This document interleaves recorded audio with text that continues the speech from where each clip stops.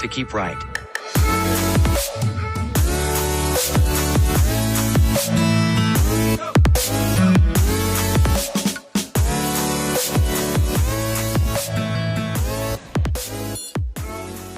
Hey friends, welcome to Prepare to Go There, the most overlooked and underrated coaching conversation on the internet. That's my opinion, but I'm just convinced that the future deserves our focus. No one else is going to be pioneering and preparing what is possible.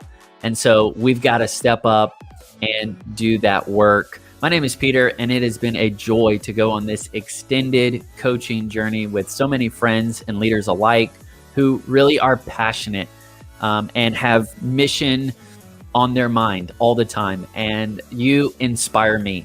There are so many different kinds of leaders in this community. You're creatives, you're doing ministry, you're making a difference, you're going the distance. Thank you so much for tuning in, listening, joining this conversation. Today is super valuable. It's something that simply cannot be mastered, but it is important that we talk about it because it's going to help us level up and it's going to help us to be better leaders.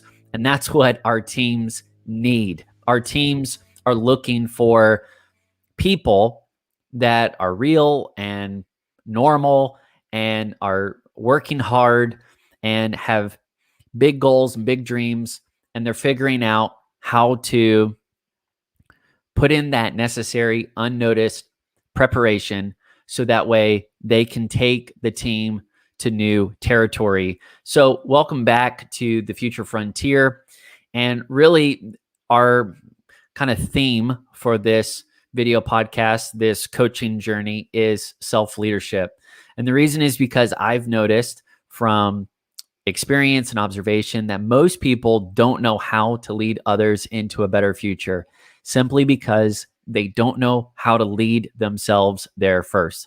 Self-leadership just simply isn't talked about a lot. It's not taught intentionally. It's not modeled relationally. And so it kind of seems mysterious, and it doesn't have to be. It's a mindset, but it also gets translated into a variety of skill sets. And that's where this coaching conversation comes in.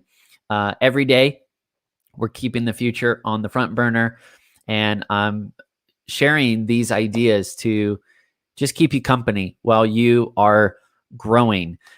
This is a call to action to stay focused on the future and then to lead yourself there practically. So we've been kind of in a whole conversation, and if you want to get in on that kind of series of conversations, I want to invite you to be in our email community. It's called Future Friends. I send one email on Fridays with a bundle of all of this content straight to you. And then I'll also be sharing from time to time different projects that I've been working on with you in mind. If that interests you, I want you to join the email community. You can click the link below, and I'll tell you more about a free gift that I'm giving away just for joining. But let's dive in right now with a quote. I don't exactly know who said this, but pretty much everybody says it now, right? Plan your work and work your plan. Man, I can remember my dad, who is an amazing leader, and he's a very hands-on kind of guy, and he would say this again and again. This was kind of his mantra. Looking back, I kind of think this was a operating system for his own approach to productivity. Plan your work and then work your plan. Plan your work and then work your plan. Is that easy? But there's something intuitively valuable in that little phrase. It implies that you're going to be intentional and then you're going to follow through. And those are two amazing best practices for each of us and all of us. So how do we actually leverage writing for work and teams? If you've been on this journey with us, with me, then you know that we've been talking about writing as a best practice for leaders to leverage their time and their influence. And we've been exploring how writing-based strategies can really be a linchpin for your own self-leadership. We talked about journaling, even for all you non-journalers, and that was super fun because it kind of sparked this low-key debate where a lot of you non-journalers were kind of harping on how it wouldn't work for you. And I think I've won a few of you over. In fact, my wife has now re-downloaded Evernote, so that's a point on the journal board. But we've talked about journaling, which is super valuable to make decisions, make discoveries. And then we moved on to figure out how writing could help us create and communicate better content.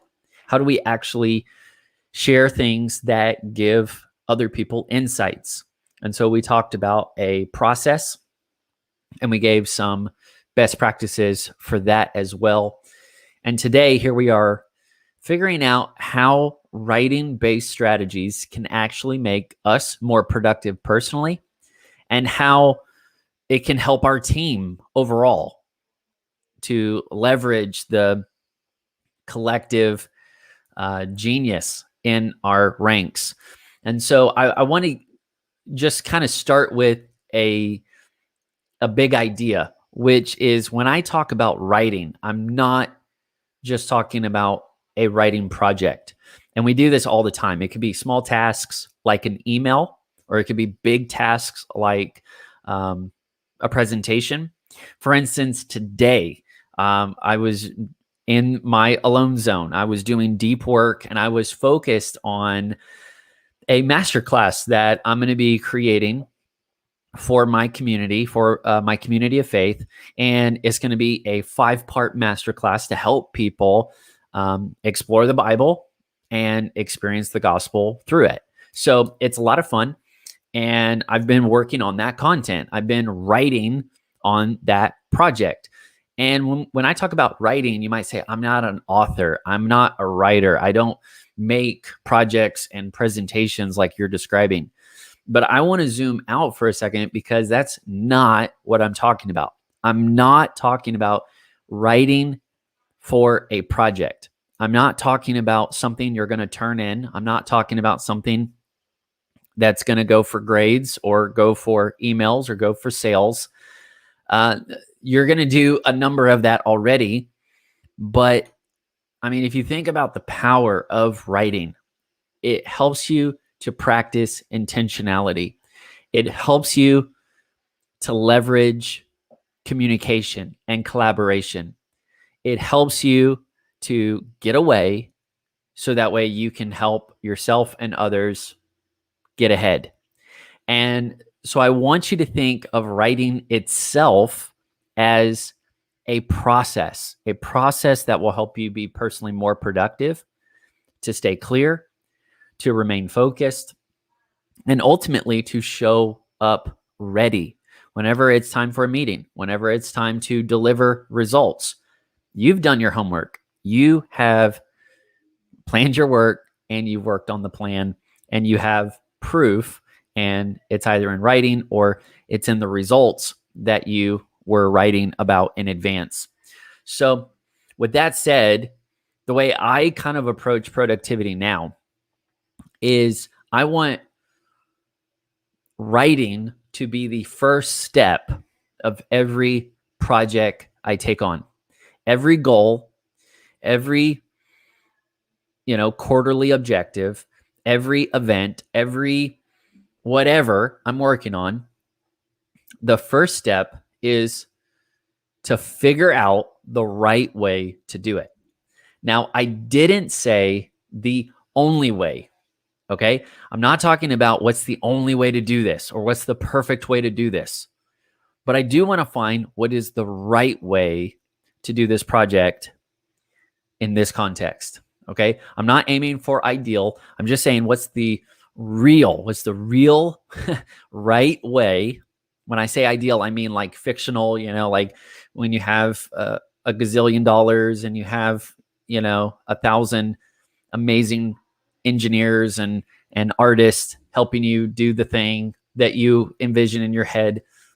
You may or may not have that. You have to create within your constraints. But what is the right way to do it? And this is super valuable. You can take this one principle and you can apply it, try it in a variety of areas. For instance, if you're just setting goals, you can write those goals out. And I will say 85%, 92% promise you that you have a better chance at accomplishing those goals if you just write them down. Not even if you read what you wrote down, just writing them out. I don't know what it is, but there's science somewhere that supports what I'm talking about. Not fake science, not, sci-fi kind of science, not fictitious stuff. Real science backing up the power of personal momentum, unleashing your capability in writing. So what's the right way to do it? You can do it with goal setting. You could do it with a project. You could do it with a weekly planning session, or you could do it with processes, right? Standard operating procedures. You can document step by step how you're doing the work, and you're identifying the right way to do a job. And so writing applies to a variety of uses. But for me, my job as a creative, as a critical thinker, as a problem solver, as a servant leader, as a team player, I want to find the right way. What's the right way to host this mastermind? What's the right way to make that book? What's the right way to serve all these people? What's the right way to ... You fill in that blank. Your job is to find the right way and then lead people on that path. And when you do that intentionally, incrementally, you get better at it and other people can follow you. I like a quote that I came across by Sean Cannell, and he says, it's hard for people to follow you when you're going in 15 different directions. Think about that. It makes a lot of sense. Here we are. We're so excited. We're talking vision. We're dreaming it up. We're all ideas. And we're saying, we could do this. We could do that. What if we tried this? Oh, let's do that too. Hey, would you ask so-and-so about that thing? And we're literally sending people verbally in like 15 directions in less than 30 seconds or 30 minutes. And it's hard for people to follow you when you are going in 15 different directions. Now, that's fun for us, but it's very frustrating for other people that are trying to follow it or trying to follow through with it. And so it's difficult to keep up with a verbal-based productivity approach. Let me see if you're following me. It's difficult for people to keep up with a verbal-based productivity approach. I mean, it's great to have conversations. We have to clarify things. We have to come around different projects and goals and meet on them and collaborate and make them great. And it's fun to work together on teams. But if you do not have the support system, if you do not have a system or a mechanism that's actually protecting your work relationships from drama, from the normal grind that erodes from trust or respect, you could lose a lot of credibility. You could lose trust. You could lose relationships. You could lose time, money, but you could lose your connection with work relationships because the work process was just way too messy. Things got way too complicated. Things got misunderstood. And it was all because we didn't safeguard the people involved with a cleaner, more straightforward approach. So I've been saying it this way, that I'm trying to bring it back, but basically something about sustained drama brings unwanted trauma. Sustained drama brings unwanted trauma. And what that means is, if we're still making the same mistakes, the same errors, if we're still falling into the same pitfalls in our teams, in our workplaces, again and again and again, I mean, you can kind of brush it off one time or a few times, but man, if the little stuff keeps getting in the way, it will erode at the joy of winning, the joy of doing great things together. And it brings unwanted trauma to the team, to the morale and the momentum of the organization, and you can't afford it. And so if you value, because I think this is super important, we have in our teams, we have two factors going on. We have relationships and we have results. We have relationships and we have results. And we're constantly interacting in these two dynamics. We have working relationships, people that have passions and they have skill sets and they have contributions and they have ideas, and they're bringing their best every day. They want this team thing to win. They want to be on a winning team. They want the team to pull together and take new territory. And so here they are, these working relationships. And a lot of times teams start with friends, maybe with family, maybe with people you know, people that you met and that you invited in because you're passionate about something, or there was someone who is passionate about this cause or this, mission, this service, and they're recruiting people. Hey, join the team. Let's do this thing together. And so, boom, you got this group of people and they are now working together and they have working relationships. But then you also have on the other side, the results. You have to have the results. You are in a team. You have to have revenue. You have to move the needle. You have to hit your objectives.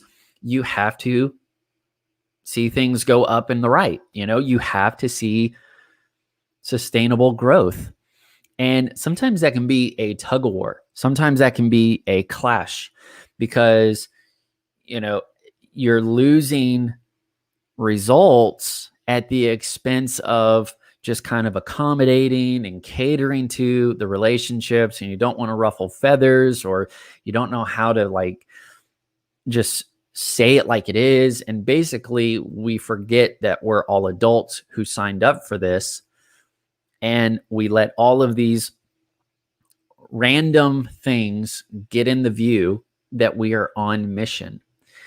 And so that can happen. Or you can flip it on the other side.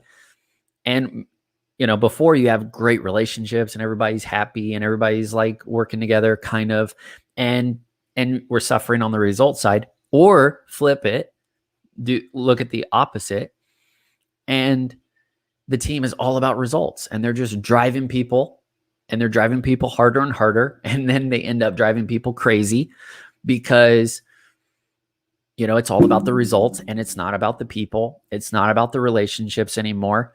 And we're kind of losing our patience with people. And I'm sure that, the more the big box brands out there, they can afford that. But if you're working on a team, like in our context, a lot of strategic and, small teams that are going after big dreams together, you can't afford that. And a lot of the teams that I work with, they don't want one or the other. They want both, right? They want the relationships to be thriving. They want the people in the team to be experiencing, their fullest, and they want people to be leveling up as they lean forward on mission. And they also want to see results. They want the team to win. They want to be a championship team that will champion the dream that, the leaders have introduced. So how do we, let me get back on my slides here. How do we balance that tug of war over and over again? And I'm kind of parking on this first big idea that you need a writing-based approach to productivity for yourself, for your own sanity, but also for your team, for the working relationships in the organization, as well as the results that the team and the stakeholders are depending on. You have to have a writing-based approach. Whenever a dream team gets started, right, there's usually high vision, there's high passion, maybe a really strong personality or a strong group of personalities. And man, they get it. They're synced up. They go for it. They don't spend a lot of time, putting things down in writing. They don't need to, and they don't have time to. They're just going to get after it. And that works for a while.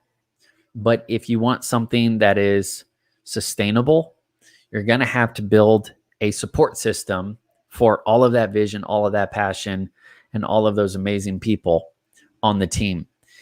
And I just go back to that, maybe the kind of low-key why of this particular installment today. Sustained drama brings unwanted trauma. And you can't survive repeated problems and repeated frustrations in your working environment. You just can't do it. It doesn't matter how many times you have the sit down, you have the face-to-face, you have the talk, you have the review, you have the evaluation, you have the slap the hand thing. It won't last. It won't last. And so a lot of people want to just limp. They want to lead and limp along, and they just want to kind of figure this out. And a lot of people say, well, we value the results more. And in my approach, in my context, I value the relationships more. I'll just say it as it is. I want both. I want results and relationships, but I'm making a bet. I'm just going to put myself out there, and I'm putting my emphasis on the relationships. I want to lead relationally. I don't want to be in charge because I have a title. I want respect, and I want to work with people that I feel are in alignment with where I'm going. So relationships will take a premium in my approach, but that doesn't mean that I don't care about the results. And so just in my season of life, I have kind of a behind the scenes motivation for writing. To me, writing is not just pragmatic. For me, having writing-based strategies is very personal because I value the people I work with, and I value the team so much that I realize I cannot afford to bring on repetitive drama. I can't do it. I can't bring more and more work drama into the team. I mean, we got so much going on around us. The last thing we need is to be incompetent. The last thing we need to be is clashing or confusing. The last thing we need to be is unclear. And so I want to be kind to the people on my team. So I want to be clear about the things I'm working on, about the things they're working on. I want to be really, really clear because we've got to be pulling together, not pulling apart. And I've kind of gone on this soapbox here for just a bit, but I just want to hammer in the why. To lead yourself means you want to be a strength and not a burden. To lead yourself means you want to give your margin for service, and you're making a statement to your team. I'm doing the work to take care of myself. I'm not a hot mess. You don't have to come bail me out. I will work on me, and then that will make more time for all of us to work on the mission. And you don't have to come rescue me. The Lord will rescue me. I'm looking to the Lord, but for the sake of the team and the work that we have to do, I'm going to be organized so that way this team can stay mobilized. So let me get back to the slides. You can tell I'm pretty passionate about that. I care about my team. I care about the people on my team. I want to build a support system that can help us go the distance. And I have found that working with a writing-based approach just clears up a lot of the miscommunication, and it reduces the potential of just low-level friction. So how do we implement this? Because this is all about the practicals, right? We want to put this stuff to work. So the first thing is I want to talk about how writing can be a process to help you personally. And then we'll finish with talking about how you can use writing as a process to rally your team around meaningful projects. But personally, writing can help you map out your projects. And it's very similar to a calendar, but having some sort of place or some sort of process, I call this my Pioneer Planner. And it's unique to me. It's very helpful. And one of the things I really like about it is it helps me to visualize my goals and visualize my projects. So it's not very rigid. It's more open and fluid. And I'm using a very specific step-by-step toolkit. I'm using different toolkits that I've learned, like mind mapping and doodling and visualization, to see it. Now, this is not anywhere near the law of attraction stuff. I'm not talking about that. I'm just saying I'm a creative person. I'm a visual person, and I want to map out the work for myself. I don't want to be reactive. I want to be proactive. And so first place writing helps is you have to get very clear and you have to map it out. And mind mapping is the first step for me. So I'm doodling, I'm drawing. I've talked about that in other rounds. I talked about this a lot in the last Future Focused Mastermind. If you're interested in that content, just reach out to me on Instagram, and I'd be happy to share. I guess I think the easiest way to do this would just be to tell you about the next Future Focused Mastermind. I don't have a date for it, but I want to have some sort of waiting list so that way we can plan on it together. But writing will help you map out your projects. And for me, the 3 steps that I'm taking my workflow through is it starts on paper first, and it's the most open. It's the open canvas, right? The blank canvas. Anything's possible. Let's dream on paper. Let's flesh it out. Let's figure it out. It's very messy. It might just be a few words. I might be like doodling some sort of scene from the Northwest. I love that whole mountain forest vibe. And so that's kind of in all of my imagery. And I'm just kind of processing it personally. And eventually what's going to happen is the mind map is going to turn into a real map. It's going to be my own map where I made discoveries, and then I distilled them into decisions.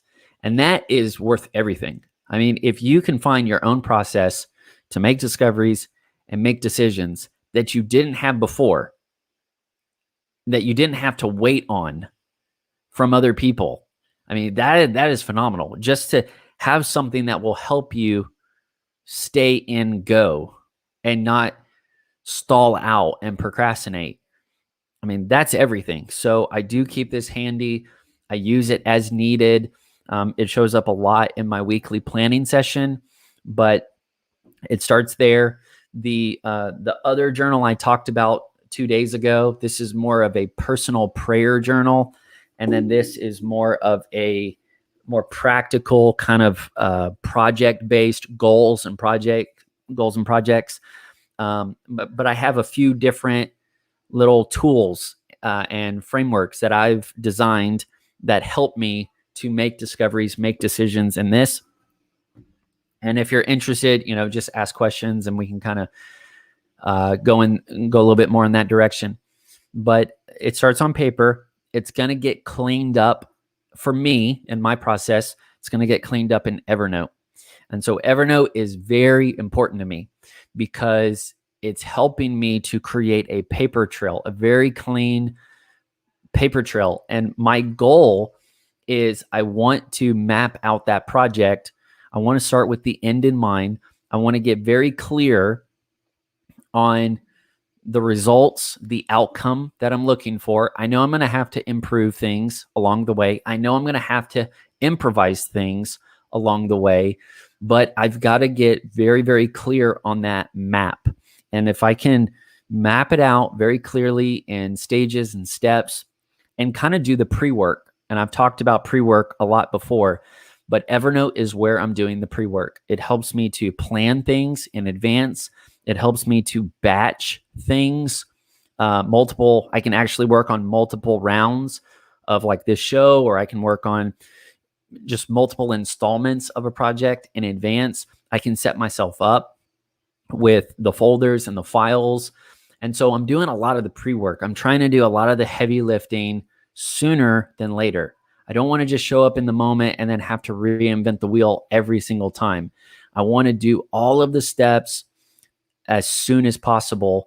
And that's more of a art and science at this point. But I think through repetition, I can, build in the right habit to show up ready. And so I want you to get in the practice of guiding yourself with a outline or a written description of the actual project you're doing. This is a little different. Now, a lot of people, they have checklists, they have to-do lists, they have maybe software like Asana or Todoist or, tasks or reminders. And that's all really, really good. But I would say that's about 2 or 3 steps further down the road. And if you can get ahead of it, and kind of be almost like a screenwriter for a movie, and it doesn't have to be a lot and it doesn't have to be long, and it's just for you. But what I have found is if you're working on a project longer than 2 hours, you can kind of lose your mojo, and you're spending time trying to remember things, trying to go back to things, trying to align things, trying to explain things again to other people, trying to whatever. And I'm actually storyboarding the projects. And I realize it may take me a few days or a few weeks to actually run down that path. But I've been able to identify in stages and steps what this project could look like as a working process. And so I know that seems a little overbearing, but when you compound this process on multiple life fronts, this is how you're actually practicing that multifaceted focus that I've alluded to in other rounds. So guide yourself with written paths. Now, don't make it complicated. What we're going for is intentionality. And what happens is we get stuck in the moment trying to decide, trying to make decisions, trying to figure things out. And thinking is one mode, planning is one mode, and doing is another mode. And so there's a lot of task switching that's going on when we think about something and then we do it, and then we think about something else and then we do that. And that's cool, kind of, but what if you could actually sit down a little bit longer, apply yourself a little bit longer? You could really give yourself a lot of room to run. So when it's game day, it's time to work, you've already done the pre-work. You've already set yourself up for success. And that becomes a foundational best practice that you have to get good at personally. It's going to make you feel on fire in a good way.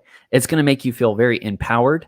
It's going to make you feel very organized. It's going to make you feel calm and at peace because you're not double-minded. You're not indecisive. You're not wondering what you're going to do next. Again, you're going to improve things as you go. You're going to improvise as you go. But you know the journey that it's going to take to get from where you are to that flag that you planted in the future. And giving yourself a guide is so cool. So what I'll do now is I'll take that guide, which is waiting on me in Evernote. I'll have the guide in Evernote. It's high-level stuff, stages and steps of that process that I'm working towards, working on. And you can plug it in a to-do software. Now you've laid it all out. You can put it in a to-do software like Asana or something to that effect. I will actually put it, for me, because it's my own personal workflow, I'll put that into a calendar. I'll put that into the calendar. So when Asana is cool, but I use Asana more for like goal setting and due dates for projects. I don't really use it for scheduling my day. And here's why. It's not time sensitive. It's not time sensitive. So what I want to see is I want to be able to visualize the day and see time blocks. And most of the time we just put lunch or meeting or birthday party on the calendar. That's good. Those are events, and those are calendar commitments we've made to other people. But I also want to add in projects on the calendar. I want to put my projects on the calendar as well, because some day is not a day of the week. And you have to put the work in time and space. You have to actually commit not just what you will do, but you have to commit when. When will you do it? And so you can have repeating tasks. Like for instance, I have a repeating task. I show up weekdays at 4 for Prepare to Go There. I have other repeating tasks, and it's a time block that I've built into my day, into my week, that I've been designing. And I know that certain tasks or certain functions are going to happen in that time block. So I assign a space in my day to work on that thing. Okay. And where did I get that? I got that from the guide. So now I'm not trying to make it up when I show up. I have that little description that I made from my guide, and I copy paste it, and I got something to run with. So when I show up, I want paper. I want something in writing waiting on me. That's what I want. When I show up, I want something in writing waiting on me. So I have something to look at. I have something to reference. Maybe I've been in a different conversation. Maybe my brain's been somewhere else. But I sit down and I say, okay, what's going on here? What am I doing next? And it's, you know what I mean? Like a lot of people, they just write emails, or they just write, things that they're going to present. Write for yourself. Write something that will help guide you to do the work you said you wanted to do. Like inspire yourself to give it your all. Inspire yourself. Say, hey, I've already thought this out. I know what I want to do. I can't do it all right now, but when it is the right time, I'll be ready to go, because I've I have a general sense of what I want this to look like. I hope that makes sense. Okay. This is a bit of work theory, so to speak. But the reason I'm doing this personally is because I want to be organized. I want to lead myself. All right. When you graduated from high school and you threw your hat, right? You turned the tassel, you threw your hat, you're so excited, and you say, I'm never doing block scheduling again. I'm never going to have to turn in papers again. I'm never going to have to whatever again. And the truth is, no. The difference is you become the teacher now. The difference is you become the boss now. We will always need discipline and structure and intentionality. The difference is you do it for yourself now. You have empowered yourself. So these are some of the best practices that we put ourselves through. And then we become proof of concept. And then we become the infrastructure that our teams can run with. And I have, this is just getting fun and spicy, so I'm just going to throw it out there. But I think a lot of teams put an emphasis on systems, okay? But systems help teams, okay? But rhythms help people. Systems help teams, but rhythms help individuals. And so we're trying to put all these systems on people, but they don't know how to make it work because they haven't been practicing self-leadership. And so they're out of whack and they're out of sync and they're not jiving with the other people and the due dates aren't working.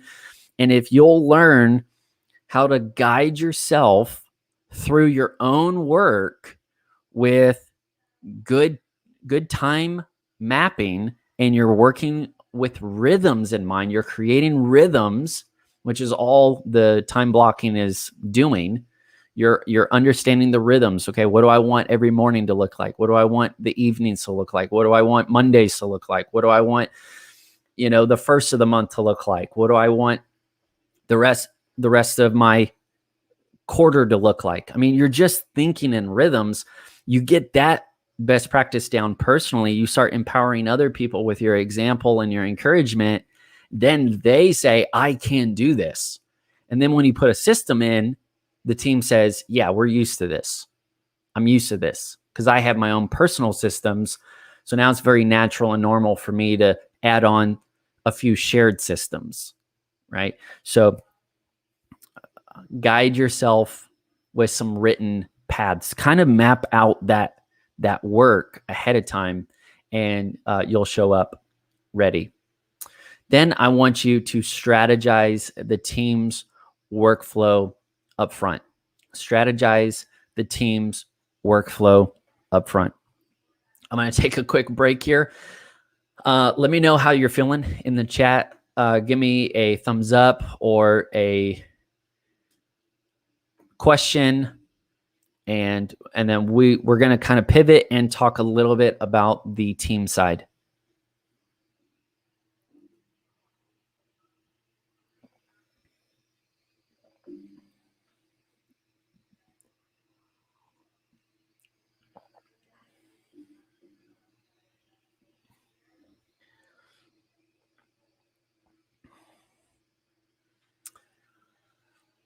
All right. So we're learning how to lead ourselves with writing-based strategies. It's so just good to get away so you can get clear and you can stay ahead of the curve.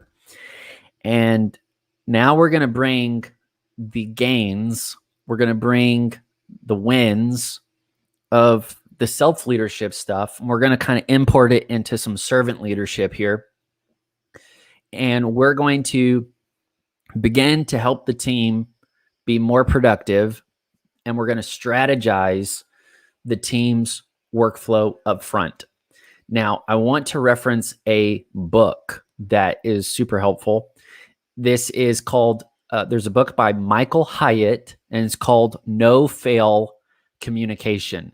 No Fail Communication. It's really good, really helpful. And what I would say, I'm just going to see if I see the book on here or not. I don't see it there. But no fail communication, pretty much the big idea is that if you are banking on a verbal operating system for your teamwork, you're leaving your team pretty vulnerable to miscommunication, frustration, and all kinds of shenanigans. But if you care about your team, which kind of goes back to the original rant at the beginning, I want you to be open to invest a little bit more time. It does take time. I'm telling you, it takes time to create the vision script.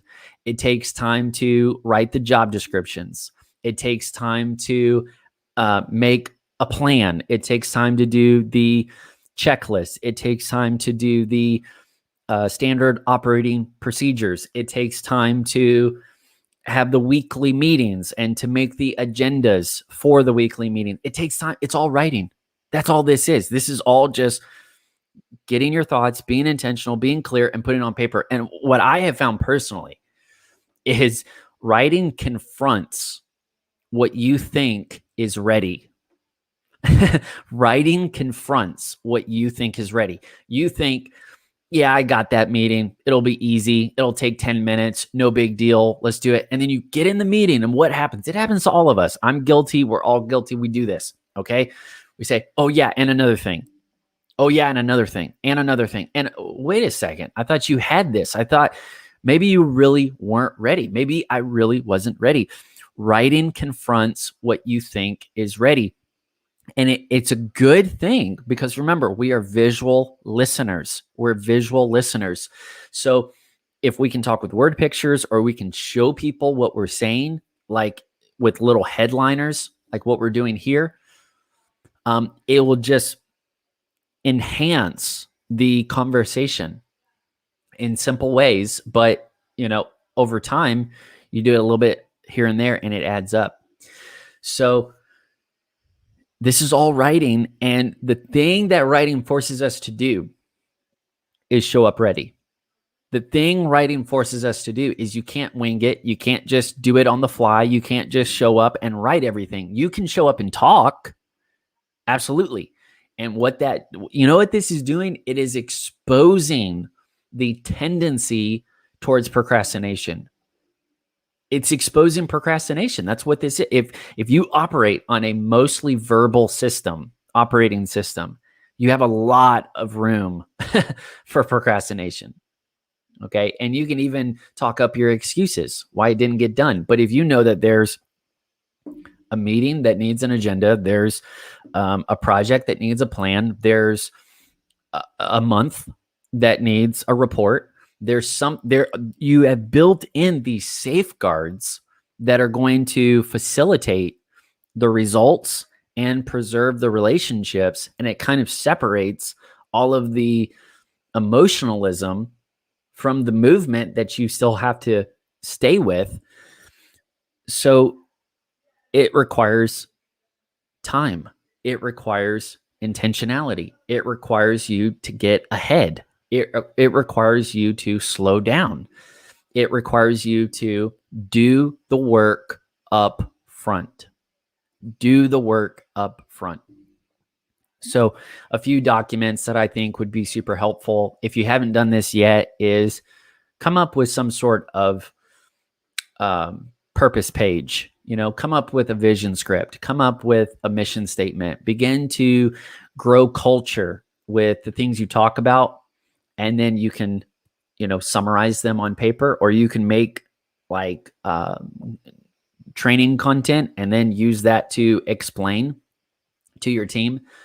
But that's super valuable. Let people know the why. Let people know why you exist as a team. And then so you have the shared vision, right? The shared script. The difference between vision and mission. Vision is 1 day. Mission is 2 day. Okay, so vision is who we're becoming. Mission is what we're doing to get there. So vision is a picture of what is going to be possible. You have to use vivid imagery. And Michael Hyatt talks a lot about this in No Fail Communication. But you actually, in a vision script, you actually stand in the future and you describe what it looks like when we make our mark on history. And that's really cool. And it's more than just one little slogan or something you put on a t-shirt. It's actually more of a script. It's kind of like you're storyboarding what's possible, what's important for your community or your team or your organization. That's vision. I think if you don't have that in writing, you got to get it in writing. Mission is going to be much more actionable. And I think there's a lot of great stuff. We're really venturing out more into like the more mainstream leadership conversation. So I just need to kind of stop doing that and just say, keep listening to all those guys and ladies. But mission, vision, mission, that's shared. Now people are saying, okay, where do I fit? How do I contribute? How do I be a part of this? People don't want to have symbolic contributions. What's my role? Just stand here and smile. They don't want that. They don't want that. Even if they're volunteering, they want to be a part of something that requires sacrifice, that requires them to grow, that requires them to lead. They want to be a contributor. And if they don't want to be a contributor, then why are they on your team? So they want to know what's their part. And that's where I think it's super helpful. We're not trying to stifle people. We want to empower people. And when they have the clarity, hey, this is not your identity. This is just the contribution that you can help us with in this season, in this setting. It's not your whole life. We're not describing your whole life story. But on this team, this is a role that we need to advance the mission. And we think you're a perfect fit. And you literally take a face and take a job role or some sort of, job description, and you pair them up and you have conversations, but you got to make it clear. You got to put it out there. Now, this is where it gets really fun. I personally have not heard people do this. I'm sure everybody's doing this in one way or another, but I have not heard this. I have not heard it done this way. When it's time to make projects and goals and make your weekly planning session, all that stuff, do you have time on your calendar to do your job description? To literally do the roles and the goals that you put on your job description? Because a lot of the teams that I interact with, not just internally, but just friends and other leaders, I say, hey, what are you working on? What are you excited about? They never start with the top down stuff. They always start with the weeds at the grassroots level. And they say, well, I'm putting out this fire and I'm doing that. And this came up and we're going to, work on that. And we're catching up on this area. And don't do that. Don't fill your calendar and don't put your planner in the weeds. Instead, start with writing. Start with that intentional plan, that intentional proactive plan that you put in writing first. What's the right way to do this role? And then how would that translate into the projects, into the calendar, and into the meetings? So vision script, job descriptions, and then the next one would be your, just kind of thinking out loud here, your meeting agenda. I think your meeting agendas really matter. I mean, meetings are the heartbeat of your team. If you have great meetings, you're going to have a lot of momentum. If you have weak meetings, you're going to suffer in momentum. Your meeting is a little reflection. It's a indicator. It's the pulse point of the rest of your week. So however you spend that meeting, if it's stiff and formal and stuffy and too rigid, guess what? That's probably the rest of the week. If the meeting is contentious and full of strife and full of blame shifting, that's probably going to filter out into the rest of the week. But if the meeting is relational, if it's open, if it's collaborative, if people are focused and organized, that's going to show up in the rest of the week as well. So it's pretty common practice, but having some sort of weekly team meeting, whether it's a stand-up, I know that some team cultures, man, they do daily, which is awesome. If you have like a really small knit team that's moving very quickly, you can do like the daily meetings. They're short and fast and focused. That's great too. But you can find those rhythms again, right? But a weekly meeting and having the agenda made, so valuable. And having that whole meeting organized, having all the pre-work organized, having some sort of cadence that you can run with, put it in writing. It'd be super valuable. Strategize the team's workflow or workload up front. And then whenever I'm like coaching or just working with the team, I want to be mindful that I'm thinking of things they can help me with in the moment. I'm thinking of the skills or the things they can do for that event and the project that I just heard about and all that stuff. But I also have to factor in, it's like going back to time budgeting. We talked about time budgeting before.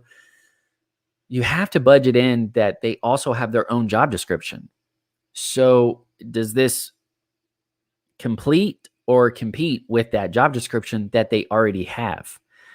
And whenever we're doing the meetings and we're writing out plans for projects, you see all of that. You can detect all of that. Putting things in writing becomes a early warning detection system where if it's filling up 1 page, 2 page, 3 pages, you're probably thinking, okay, this might take more time than I thought.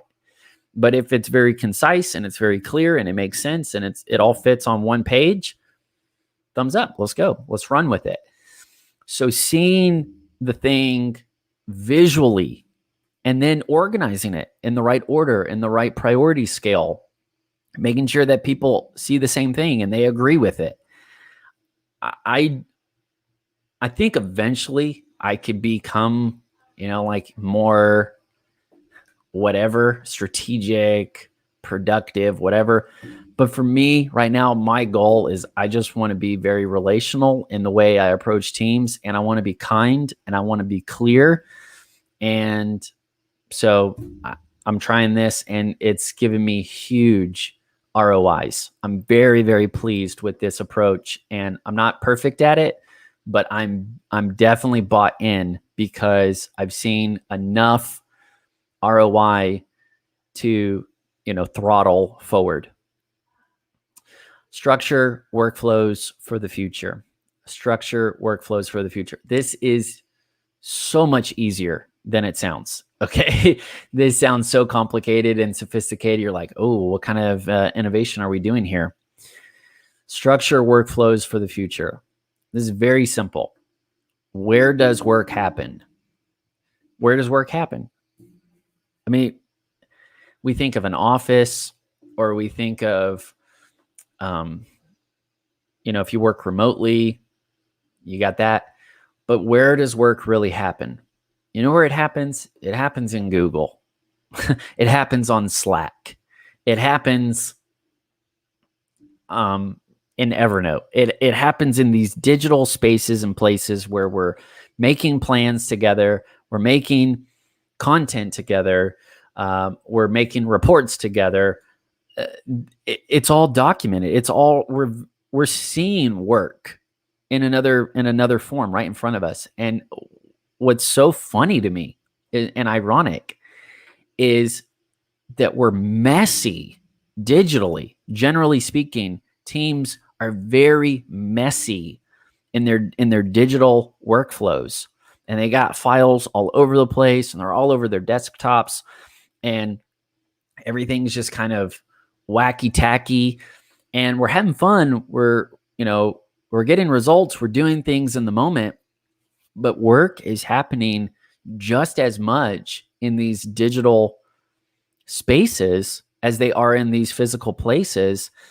And so you can actually design workflows with more organization. You can better organize the work and build out your workflow digitally by creating groups, creating folders, and organizing things chronologically, and then curating things categorically. I mean, if you would just clean up some of your digital workflows, some of your digital systems, it would save you so much time. It could help you batch work and get ahead in the future. People could all have access to the right things. You wouldn't have to be a bottleneck on productivity. Whenever you talk about something in a meeting, the meeting notes can literally have the link to the folder where everything's expected to go. I mean, you can have a lot of fun leveling up on your workflow. Particularly, I understand there's certain industries where this doesn't apply as much, but in my context with a lot of, and I know who's listening to this coaching journey, I know a lot of the work is happening in some sort of creative or knowledge-based space. So structure the workflow for the future. I'll give you one example that has just worked really well for us with our team. I just have a folder of all of our meetings, and I made folders with all the dates in advance. And so now I can see that far into the future. So guess what I'm doing? I'm thinking already, what do I want done here? What do we need to talk about there? And I'm creating training material that's way too much in the moment, right? I can't get all my content done, and that's okay. I'm going to take a little bit of the content. I'm going to put it in week 1, and then week 2, and week 3, and week 4. It's just like meal prepping. It's just like meal prepping. You can meal prep for your teams. You can meal prep your systems and your training content and your coaching tools and all of it. And you just kind of visualize it, and then you organize it. And the way you got there is you were writing your way into the future. So to sum this up, this is my last point. Writing-based strategies require us to shift into a future-focused approach. Writing-based strategies require us to shift into a future-focused approach. That's why I love using writing-based strategies, because it's going to take some time. I have to think about things. I have to put it down. I have to organize it. It's not overthinking, overplanning, but I want to be prepared when I show up to a meeting, or when I show up to a moment, when I show up to an event, when I show up to do work. I don't want to get to a painting project and say, oh, I forgot the paint. I forgot the third bucket. I have all that mapped out. This is very basic stuff. There's an entire industry of project managers that do this for a living. I'm not trying to be super sophisticated. I just want to be intentional, and I want to just put fuel on your focus and just ask you, is your current approach to productivity more proactive or more reactive? And what I have found, if it's mostly verbal, where we're just talking things out in the moment, or we're talking about what happened after the fact, it's probably more reactive. But if we're putting in the time and the attention, we're going to have something to explain, something to present, something to hand off, something to delegate, something to empower others with. And it takes pre-work, but it goes much further when we set it up correctly. So I hope this helps. I can only imagine how many questions or even pushback kind of comes with this. But this is this is the path that I'm running with. And I give